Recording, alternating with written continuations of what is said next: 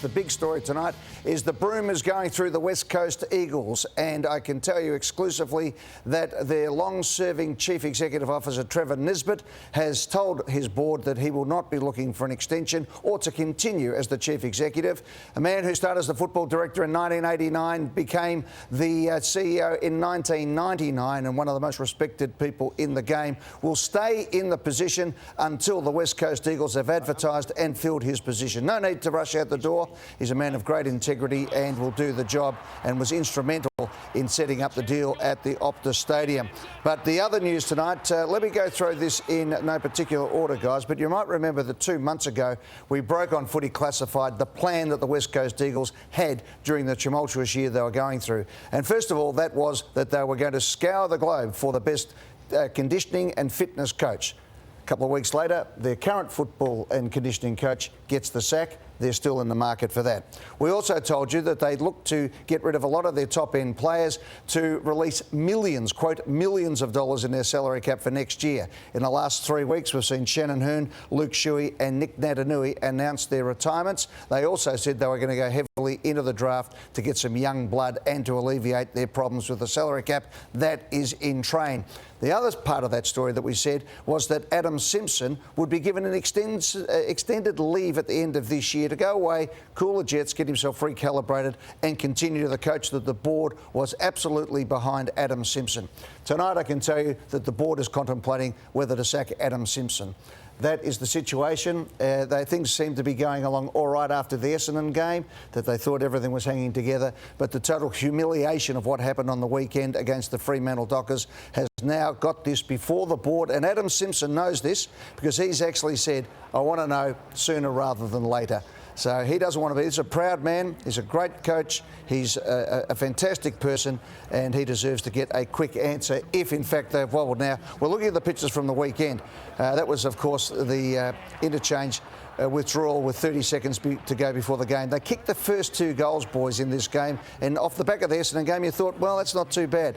Sadly, this is where Adam Simpson's career at the West Coast Eagles might have ended. 17 consecutive goals, including these 3, which happened in a matter of moments, and then the last 3 will show at the end of those 17, which might have actually brought the knife or the axe down on Adam Goods. Well, Adam Simpson, you Adam Simpson, know this situation better than anyone, the way clubs work. If you're saying that he has asked for his future to be determined and the club is now engaging in that, that's done. Well, my understanding is that he didn't ask for his position. They are considering his position, and he has asked for a decisive result. So on his contract. There is, yeah. And that loss on the weekend against their most hated rival, the Dockers, was the 5th 100-point loss since round 7. I mean, this is unprecedented in an AFL system. There's also an 80-point loss, 2 70-point losses, 60-point losses, 50-point losses.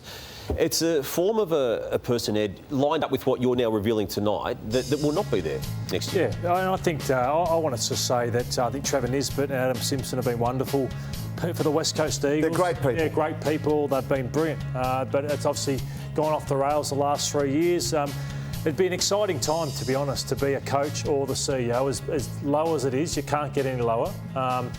Imagine having packed crowds. The way they've lost, everyone just keeps turning up. They're the richest club in the land.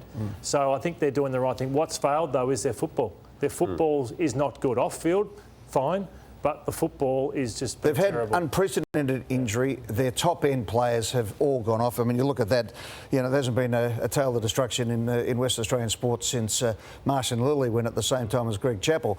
Having those types of players going. I'll put it to you, though, Damo. I did put a call into the president today, Paul Fitzpatrick, who I do know, and Mike Fitzpatrick's brother, for those who might be asking.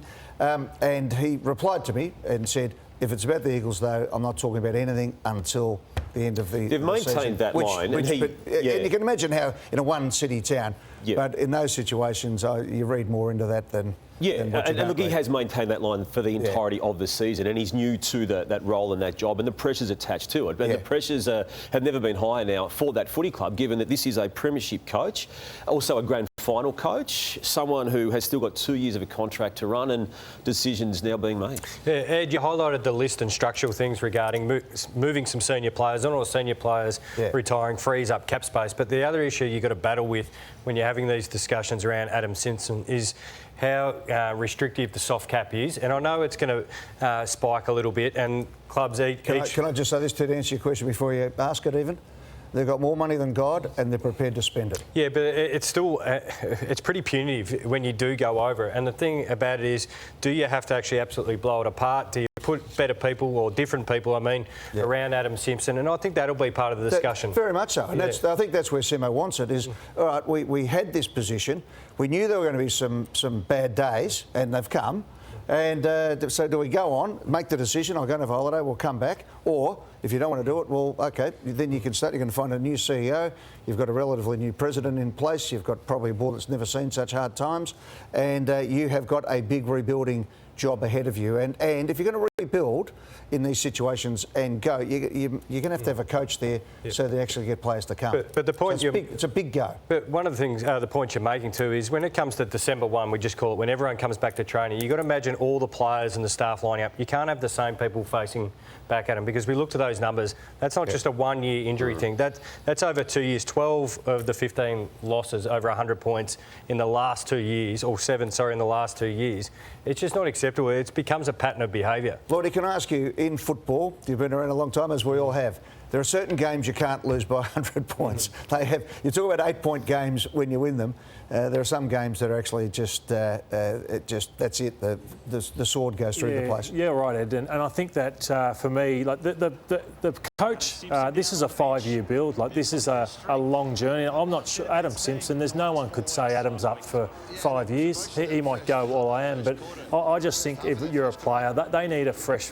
The broom you touched on, they need the broom to come through. I feel like everyone needs to get back on edge again, to be walking on eggshells. Is it a young coach they need now? Yeah, or someone seasoned like Adam Simpson, but not Adam Simpson? I'd say the best young coach. Yeah. And you know what? Adam Simpson can walk away with his head held high, even though those, the recent disaster has been there, because it all collapsed. And that's what happens. You don't need to be too far off the pace. We saw them the week before, gallant effort against the Bombers. They go over to go home, a couple more injuries, not quite there. Who knows what the discussion was about? End of round 2021, not winning that game, putting the players behind. You're a little bit off the pace and you just get whacked. They just needed to win one of their last 4 games of 2021 and they would have made finals and didn't, similar to what Carlton did last year. So it's fallen away since then. 2 wins only last year and the horrendous losses. And I'm not being a sop, but they had a really hard COVID and 12 months afterwards. And then they thought, no, we'll come good, and then it's all just fallen off a cliff. And to their credit, they've dug in. They've gone and gotten Adenui to retire with a year still on his contract. Trevor Nisbet is setting the scene for the next thing. So, I always look at clubs when everyone's getting smashed. Sometimes you do your best work. And I'm not being Pollyanna here, but I think the Eagles are actually putting the right things in place. Now, whether that means Adam Simpson goes, well, that's up for the board of the West Coast. You mentioned